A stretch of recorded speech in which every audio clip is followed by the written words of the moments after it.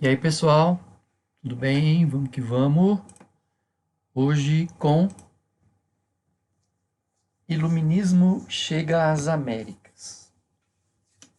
Mas mais precisamente, América Inglesa, que vão se tornar Estados Unidos, e América Espanhola, México até Chile, passando por Cuba, Haiti, Venezuela, Peru, etc. Argentina, né?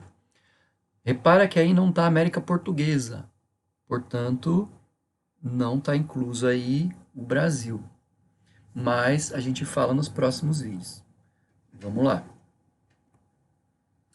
Então, assim, gente, o que a gente viu até esse ponto aqui de fim de século XIX? Lembra que eu sempre coloco aquele gráfico do século XVI, XVII, XVIII, marcado pelo absolutismo e pelo mercantilismo, né? Por privilégios para os nobres, aristocratas, e privilégios para os clérigos da Igreja Católica. Isso desde a Idade Média, né? Mas assim, pensando a Idade Moderna, absolutismo e mercantilismo são as duas grandes características, uma política e outra econômica. Aí vocês viram que no final do século XVIII, no final desse período da linha do tempo, um grupo de burgueses, né, passam a repensar a questão política, a questão econômica. Eles não querem mais o absolutismo, o mercantilismo, eles querem novas ideias, baseadas no uso da razão, baseadas no pensamento, no esclarecimento. Por isso que esse século é conhecido como século das luzes, do iluminismo, porque é a razão, segundo os iluministas, que esclarece. E é com base na razão que eles pensam o período anterior absolutista e mercantilista e eles fazem uma nova proposta para, teoricamente, acabar com aqueles privilégios aristocráticos, né? Aqueles privilégios que a gente estudou. E as grandes propostas, então, são liberdade, igualdade, fraternidade, liberdade econômica, liberdade política, igualdade judicial, enfim. Essa lógica iluminista, ela tem um sentido na Europa, que é esse que a gente está falando, que é acabar com o absolutismo e mercantilismo, mas quando ele vem para a América, ele tem um outro sentido, que é a ideia de liberdade, sim, mas é a ideia de liberdade contra a metrópole. Quando ele vem para a América, quando ele vem para a colônia americana, a proposta agora é liberdade e não querem mais o domínio das metrópoles. No caso, Inglaterra e no caso, Espanha. Inglaterra e Espanha não devem interferir na colônia Estados Unidos e todos os outros países. É essa a pequena diferença do iluminismo quando ele chega aqui na América, né? Ele quer a liberdade, sim, mas liberdade em relação às antigas metrópoles. Tá. Então, como eu disse para vocês inicialmente, a gente vai ver na América Inglesa, que é o que a gente vai chamar de Estados Unidos mais para frente, e depois na América Espanhola. Na América Inglesa, vamos ver como que aconteceu a história na América Inglesa para a gente chegar nesse ponto do iluminismo. Vocês viram que desde o século XVI os ingleses chegam aqui, na América Inglesa, naquilo que a gente chama de Estados Unidos hoje. Eles vêm para cá, formam colônias do norte, colônias do sul, colônias de povoamento, colônias de exploração, e eles vêm numa crescente até o século XVIII, até chegar ao iluminismo, não é? Boa parte dos colonos que vieram para cá, que vieram da Europa para cá, para colonizar, eles eram protestantes, eles não eram católicos. Lembra lá na Europa do século XVI, XVII principalmente, estava rolando lá brigas religiosas de católicos cristãos contra protestantes cristãos. No meio das perseguições todas, os protestantes fogem aqui para a América. Eles são chamados aqui de puritanos ou calvinistas, não é?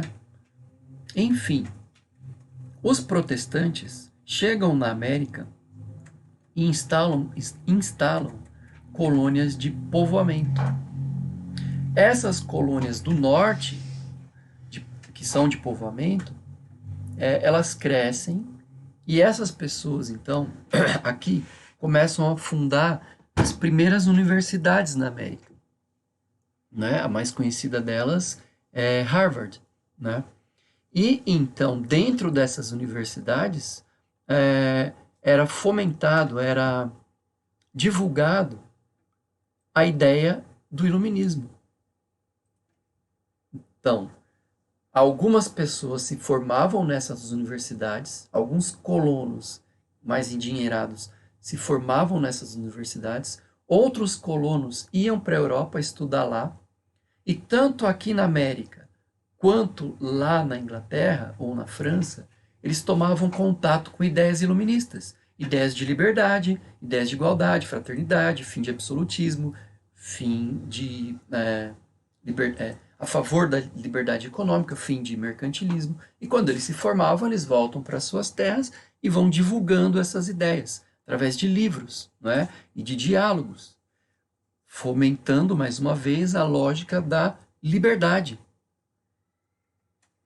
E um dos grupos que teve um papel importante nessa luta pela liberdade, né, foram os chamados Quakers, que defendiam a liberdade, mas a liberdade política e a liberdade religiosa. Defendiam o fim da escravidão. E eles divulgavam muitos livros iluministas, né, e pensavam e repensavam o mundo dessa maneira.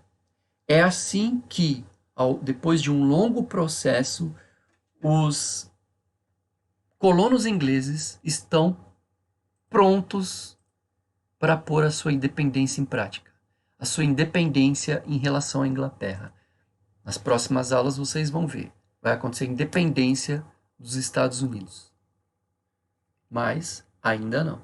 Por enquanto eu quero mostrar o processo para chegar nesse ponto de maturação. Na América Espanhola. A América Espanhola tem uma história diferente dessa que a gente estava contando. Porque aqui na América Espanhola, aqui não, desculpa, na América Latina principalmente, e na América Central, os espanhóis não eram protestantes. Os espanhóis eram católicos. E lembra, desde a época medieval, católicos acreditam que o lucro é um pecado. Diferente lá dos puritanos, dos protestantes. Os protestantes, segundo a lógica do Calvino, portanto calvinista, né? O lucro não é um pecado, muito pelo contrário. Como que eles acreditam que você é escolhido por Deus? Quando você tem dinheiro, quando você obtém o lucro. Isso é a filosofia do calvinismo. Mas isso é lá nos Estados Unidos, na América Inglesa. Aqui na América Espanhola não eram protestantes, eram católicos. E os católicos acreditam, pelas suas ideias, teorias e filosofias, que o lucro é um pecado. E é isso que se enraiza na América Espanhola. Não é? Quando chega o período do Iluminismo, em que se divulga liberdade, fim de privilégio, é lógico que a coroa portuguesa não ia aceitar. A coroa portuguesa, ela é composta por nobres aristocratas. Acho que eles iam querer o fim dos privilégios deles. E a mesma coisa a Igreja Católica. A Igreja Católica era contra o iluminismo, porque o iluminismo era a favor do esclarecimento e do fim do pagamento de impostos para a Igreja Católica, ou que pelo menos os representantes da Igreja Católica pagassem impostos também. E como isso era um privilégio da Igreja Católica de não pagar impostos, é lógico que eles eram contra o iluminismo. Então o processo aqui na América Espanhola foi diferente, não é? Foi mais difícil, mais trabalhoso. Lá os próprios colonos foram implementando o iluminismo, as ideias de liberdade, por causa da influência do calvinismo e do protestantismo. Aqui não. Aqui a coroa espanhola e a Igreja Católica dificultam a ascensão do iluminismo, né? Os católicos e a coroa era a favor da escravidão, e, portanto, eles censuravam todos que eram contra essas mudanças, e oprimiam, perseguiam, não é? Enfim, mas de uma maneira ou de outra, com muitas batalhas, muito sangue derrubado, universidades começaram a se formar aqui no Peru, na Bolívia, na Argentina, e é claro, com essa lógica, iluministas. Dentro dessas universidades, o iluminismo chega e começa a ser divulgado. E então, de novo, temos aqui um ambiente mais ou menos propício para a independência dessas colônias espanholas em relação à Espanha. México, Haiti, Cuba, Argentina, Chile, todos eles vão lutar pela sua independência baseado nas ideias de liberdade, igualdade e fraternidade do iluminismo, porém adaptado aqui para a América, não é? E adaptar para a América significa romper com a Espanha, romper com a metrópole espanhola. Então, gente, a gente chegou num ponto em que Estados Unidos, apesar de não existir, está a ponto de surgir a partir da independência. E todos esses países da América espanhola estão a ponto de surgir a partir da independência que eles vão lutar daqui para frente. E essas serão as nossas próximas aulas. Valeu? Muito obrigado e até. Tchau, tchau.